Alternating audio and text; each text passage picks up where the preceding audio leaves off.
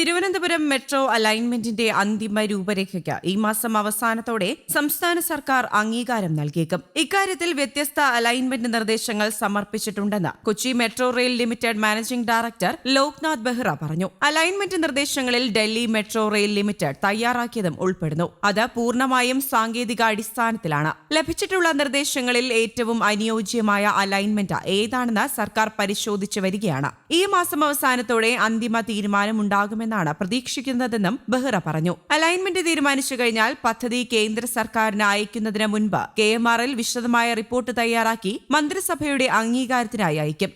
എന്തെങ്കിലും മാറ്റമുണ്ടായാൽ പദ്ധതി നിർവഹണ ഏജൻസിക്ക് ആവശ്യമായ മാറ്റങ്ങൾ വരുത്താൻ വീണ്ടും മാസങ്ങൾ വേണ്ടി വന്നേക്കുമെന്നും ബെഹ്റ ചൂണ്ടിക്കാട്ടി. ഒന്നിലധികം അലൈൻമെന്റ് ഓപ്ഷനുകൾ തയ്യാറാക്കിയിട്ടുണ്ടെങ്കിലും എല്ലാം ടെക്നോ പാർക്ക് കേന്ദ്രീകരിച്ചാണ് കടന്നുപോകുന്നത്. കഴക്കൂട്ടത്ത് നിന്ന് ആരംഭിച്ച കിഴക്കേക്കോട്ട വരെ നീളുന്ന അലൈൻമെന്റാണ് സംസ്ഥാന സർക്കാർ താൽപര്യപ്പെടുന്നത്. നിർദ്ദേശിക്കപ്പെട്ട അലൈൻമെന്റുകളിൽ ഒന്ന് ശ്രീകാര്യം മെഡിക്കൽ കോളേജ് PNG വഴി കടന്നുപോകുമ്പോൾ മറ്റൊന്ന് പട്ടം ജംഗ്ഷൻ വഴിയാണ് പോകുന്നത്. കോഴിക്കോട് മെട്രോയ്ക്കുള്ള പദ്ധതി രൂപരേഖ സമർപ്പിക്കാനും KMRL ഒരുങ്ങുകയാണ്. ഇതിന്റെ വിശദമായ പ്രോജക്ട് റിപ്പോർട്ട് തയ്യാറാക്കൽ KMRL പൂർത്തിയാക്കിയിട്ടുണ്ട്. കോഴിക്കോടും തിരുവനന്തപുരത്തും ലൈറ്റ് മെട്രോയാണ് ആദ്യം പരിഗണിച്ചിരുന്നത്. പിന്നീട് സാധാരണ മെട്രോയിലേക്ക് മാറി ചിന്തിക്കുകയായിരുന്നു. തിരുവനന്തപുരത്ത് പീക്ക് അവർ പീക്ക് ഡയറക്ഷൻ ട്രാഫിക് 15,000-ൽ കൂടുതലാണ്. കോഴിക്കോട് PHPD അല്പം കുറവാണ്. എന്നാൽ അവിടെയും പരമ്പരാഗത മെട്രോയാണ് നിർദ്ദേശിക്കുന്നത്. ഏകദേശം 18 കിലോമീറ്റർ അലൈൻമെന്റ് വരും. കോഴിക്കോടിനായി സമഗ്ര മൊബിലിറ്റി പ്ലാനും മാസ് റാപ്പിഡ് ട്രാൻസിറ്റ് സിസ്റ്റം കോറിഡോറും ഇതിനായി ഒരുക്കിയിട്ടുണ്ട്.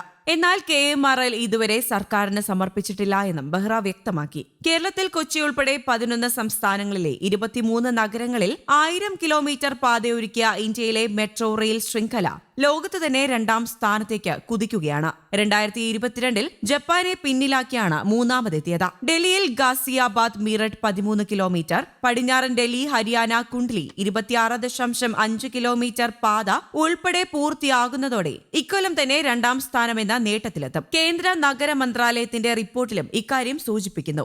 UK ആകും ഇന്ത്യ മറികടക്കുക. ഡ്രൈവറില്ലാത്ത ട്രെയിനുകൾ, നദിക്കടിയിലെ ടണൽ എന്നീ നവീന സാങ്കേതിക വിദ്യകളും ഇന്ത്യ സ്വന്തമാക്കി. Delhi metro rail corporation Indonesia, Bangladesh, Saudi Arabia, Kenya, El Salvador രാജ്യങ്ങളിൽ സേവനം നൽകി ആഗോള കൺസൾട്ടൻസിയായി വളരുന്നുണ്ട്.